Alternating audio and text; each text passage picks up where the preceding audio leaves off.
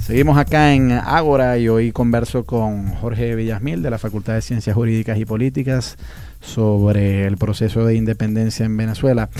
Después que se firma el acta de independencia, Jorge, empieza una contienda militar que, según entiendo, fue excesivamente cruda y cruenta. ¿Por qué? Bueno, fíjate que hay que empezar por explicar que la guerra de independencia fue en buena medida una guerra civil más que una guerra internacional. ¿Por qué? Bueno, porque no es como tradicionalmente nos lo venden. No. Tradicionalmente nos lo venden que es Venezuela contra España. Y que los que luchaban por quedarse con España eran españoles y que los que luchaban por separarse de España eran venezolanos y punto. Claro, no. Realmente no fue tan sencillo.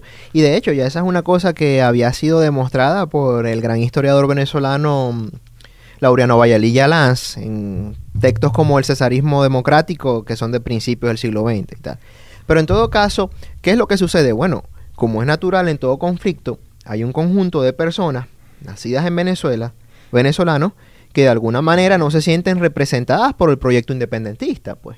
Y que en todo caso quieren seguir siendo españoles. Claro, pues. Y que en todo caso creen que sus intereses de clase, que sus intereses de grupo, que sus aspiraciones están mejor representadas por un proyecto republicano, que es un proyecto histórico, que es un proyecto desarrollado, ya que ellos entienden a una especie de aventura independentista que ellos piensan que de alguna manera puede terminar como el caso haitiano o como la Revolución Francesa, pues donde los radicales de alguna manera toman el control y comienzan a cometer un conjunto de excesos y de locuras que todos conocemos, pues el caso de los jacobinos y tal. Entonces, bueno, el conflicto en principio es un conflicto entre americanos, entre venezolanos que creen en la independencia y entre venezolanos que no creen en la independencia, en tanto es una guerra civil. Ahora, estos venezolanos que no creen en la independencia están dispuestos a seguir bajo la monarquía absolutista. Claro. Y de hecho, las autoridades que están en el continente y en Venezuela en particular, en buena medida esas autoridades están ganadas, como es natural, a seguir defendiendo la monarquía, pues, porque es su función, es su razón de ser, pues. La historia que siempre nos han vendido es que los realistas eran los más ricos y los llamados patriotas, que eran los que se querían independizar, eran los más pobres. ¿Es así de nítida la imagen? ¿O eso es también una distorsión? Sí, yo creo que eso es un discurso que no tiene mucho asidero en la realidad histórica. Recuérdate que el proyecto independentista es un proyecto diseñado y defendido por una élite, que es precisamente una élite económica, los grandes mantuanos, los blancos criollos, los que tienen el monopolio o en buena medida tienen en sus manos el negocio del café, del cacao, etcétera, etcétera. Entonces no es una élite que de alguna manera no es una clase humilde, pues es una élite económica como tal. ¿Cómo se van dando entonces las contiendas militares? ¿Y por qué fueron tan cruentas? En un primer momento, como toda guerra, ¿qué es la guerra? Es la negación de un proyecto civilizador, es la barbarie, ¿no? Así lo interpreto yo. En un primer momento, la primera república, entonces, queda en manos de un veterano militar, el general Francisco de Miranda, un general que de hecho había sido exitoso en las contiendas en las que había participado.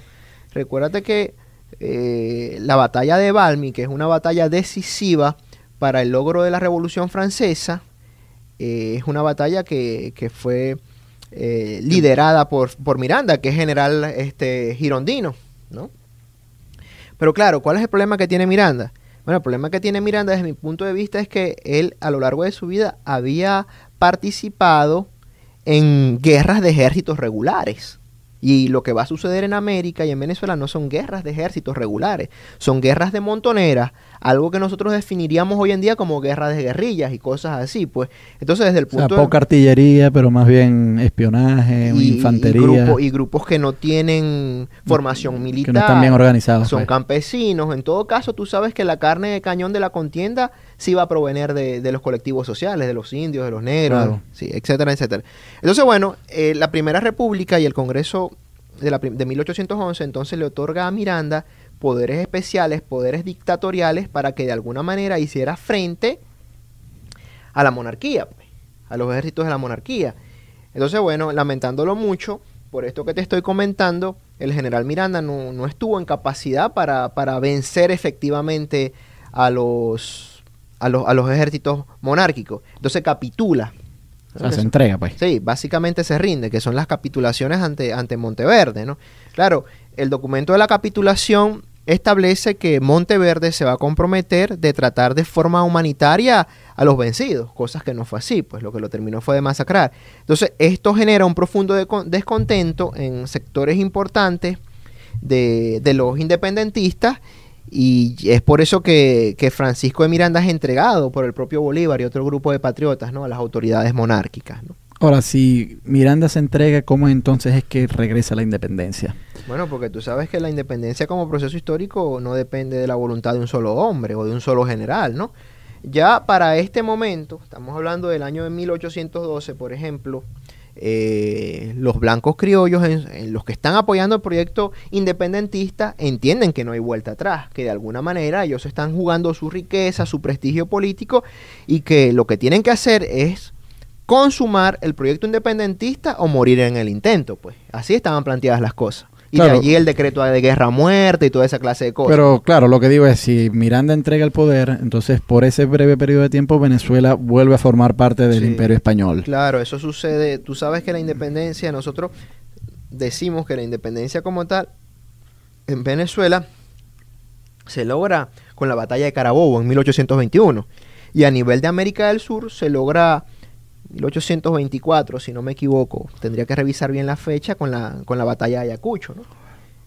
Pero entonces, ¿cómo vuelven? O sea, si Miranda entrega sus fuerzas, me imagino que, y claro, ahora está nuevamente en el poder los españoles, ¿dónde se reorganizan los ejércitos independentistas? Bueno, fíjate que eso es un ir y venir al exilio, ¿no? En un primer momento Bolívar se va a Cartagena, recibe el apoyo, vuelve a venir, en un segundo momento se va a las islas del Caribe, llega a Haití. O sea, básicamente, ¿cuál es la dinámica? Bueno, que los principales líderes de este proceso vienen a Venezuela, combaten, si pierden vuelven al exilio, reorganizan sus fuerzas en el exilio y vuelven a la contienda. Esta es la dinámica, ¿ves? ¿España envió un contingente grande de tropas o más bien la guerra, como tú nos habías dicho, es una guerra civil entre americanos que quieren seguir y americanos que no quieren seguir con España?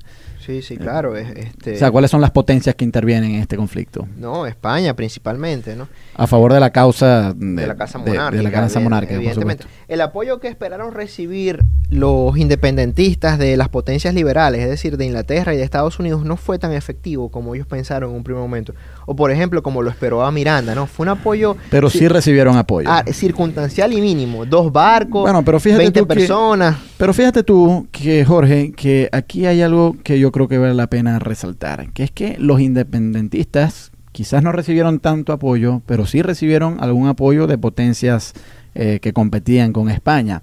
Lo cual, si el sistema político que estamos construyendo pretende tomar como base el movimiento independentista, que muchas veces el presidente Hugo Chávez se ha planteado así, entonces en ese caso sí sería legítimo que un grupo de rebeldes reciban apoyo internacional de otras potencias. Pero los actores políticos actuales siempre reprochan el hecho de que las grandes potencias financian rebeldes en otros países, como por ejemplo en Libia. Ha quedado a la palestra pública de que en efecto las grandes potencias financiaron los rebeldes libios para derrocar al régimen de Muammar Gaddafi. Pero lo que yo aquí reclamo es que exactamente lo mismo hicieron Estados Unidos y Norteamérica al financiar a los rebeldes venezolanos. Entonces es un poco incongruente reprochar lo que las potencias están haciendo hoy con algunos rebeldes, pero no reprochar lo que otras potencias hicieron hace 200 años con los rebeldes que forjaron nuestra independencia. No sé yo pienso igual, fíjate. Incluso la independencia de lo que hoy son Estados Unidos, de las 13 colonias angloamericanas, en buena medida se logra por el apoyo francés a los revolucionarios norteamericanos, ¿no?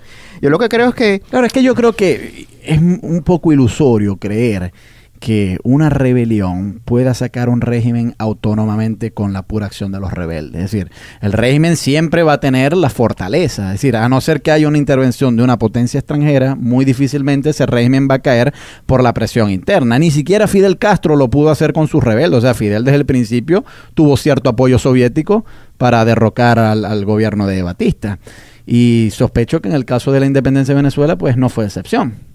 Sí, lo otro es que los grandes próceres, o los grandes ideólogos de este proceso, habían vivido buena parte de su vida adulta, caso de Miranda, por ejemplo, entre otros, en Europa, y conocen cómo se maneja la escena internacional y conocen cómo se logran los apoyos políticos.